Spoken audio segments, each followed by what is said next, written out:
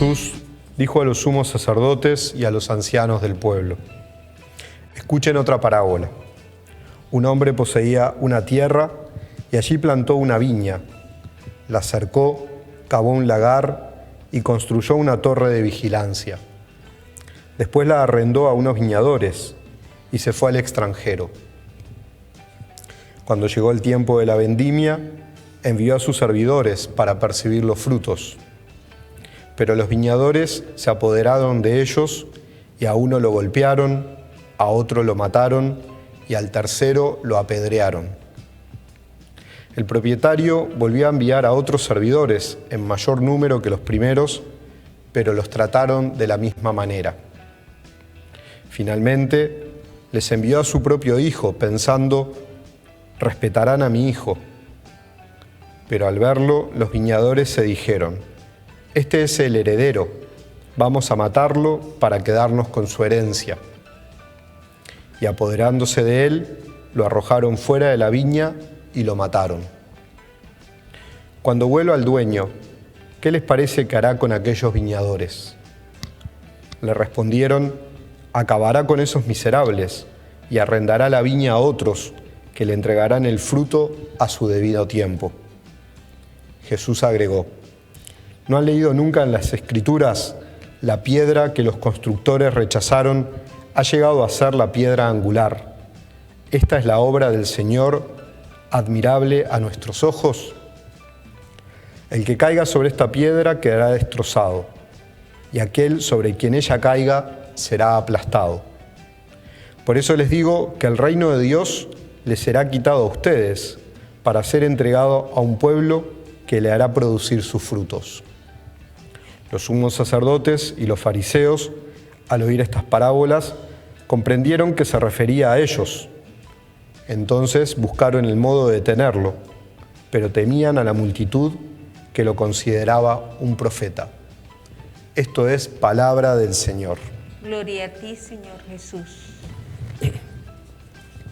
Hoy la liturgia nos propone estos dos textos, cada uno de ellos con una historia, con un relato largo, ¿verdad? Que nos cuenta primero, la historia de José, que es, primero sus hermanos lo quieren matar, lo terminan de alguna manera perdonando, pero termina siendo vendido a una caravana que pasaba por ahí.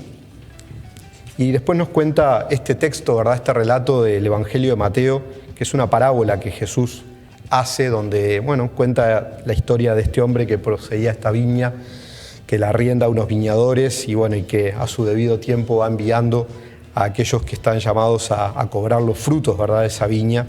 Y nos cuenta Jesús cómo lo van tratando y cómo finalmente este hombre dice: mandaré a mi propio hijo. Evidentemente es un texto en el cual no podemos dejar de ver al mismo Dios, ¿verdad?, que es el dueño de esa viña.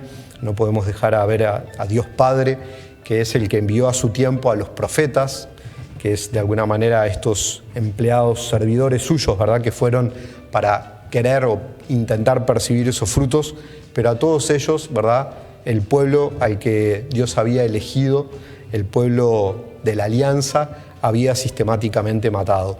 Jerusalén mata a los profetas, dice la Escritura, y así ha sucedido a lo largo de la historia del pueblo de Israel. Y al final de los tiempos, Dios decide mandar también a su propio Hijo, pensando que a ese sí lo respetarán, ¿verdad?, pensando que a ese sí lo van a escuchar. Este es mi predilecto, este es mi Hijo amado, escúchenlo, ¿verdad? Eso es lo que es lo que Dios dice en el bautismo de Jesús, es lo que Dios dice en el momento de la transfiguración también. Y sin embargo, tampoco a Jesús, ¿verdad?, lo escuchan, también a Jesús lo van a matar, también Jesús va a correr la suerte que corrieron antes los profetas que Dios había enviado. Y por eso es que Dios dice que le va a quitar, ¿verdad?, la herencia a ese pueblo, al pueblo de la alianza, al pueblo elegido, para entregársela a otro pueblo, para entregársela a todos aquellos que quieran escuchar la palabra de Dios, que quieran escuchar el anuncio del reino, que quieran anunciar este mensaje que Dios viene a traernos para que podamos alcanzar entonces la plena fraternidad entre nosotros y por supuesto también nuestra unión con Él. Este texto nos habla a nosotros, ¿verdad? Nos invita a que también nosotros estemos atentos a preguntarnos cómo hemos recibido la palabra, qué lugar le damos, ¿verdad? Cómo escuchamos la palabra de Dios, cómo escuchamos a Jesús. ¿Qué es lo que nosotros hacemos también con esa palabra que hemos recibido?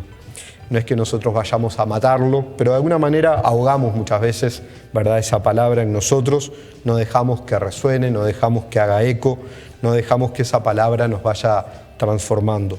También nosotros caemos muchas veces prisioneros de nuestras envidias, de nuestros celos, como es el caso de los hermanos de José, ¿verdad?, que terminan entregándolo simplemente porque no son capaces de aceptar que Dios haya puesto, que Israel, su padre, ¿verdad?, haya puesto su mirada sobre él, como nosotros a veces no aceptamos que Dios también haya puesto su mirada sobre alguno de nuestros hermanos.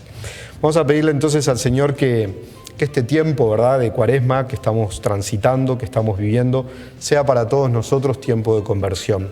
Que sea realmente para nosotros un tiempo en el que, abramos de una manera especial nuestro corazón para dejar que la palabra de Dios resuene, para dejar que la palabra de Dios haga su trabajo en nosotros, para dejar que la palabra de Dios en definitiva nos vaya transformando, nos vaya haciendo verdaderos testigos creíbles de esa presencia del reino de Dios en medio de nosotros. Que podamos dar testimonio a aquellos que están más lejos también, ¿verdad? Sobre todo aquellos que de alguna manera se han ido encerrando en sí mismos también, se han ido encerrando en sus rencores, en sus odios, en sus envidias, en todas aquellas cosas que no permiten que la palabra de Dios eche raíz, ¿verdad?, y crezca y dé frutos como Dios espera que haga en el corazón de cada uno de nosotros. Que podamos vivir entonces este tiempo de Cuaresma, como decía antes, como verdadero tiempo de conversión, atentos a que la palabra resuene y transforme nuestra vida.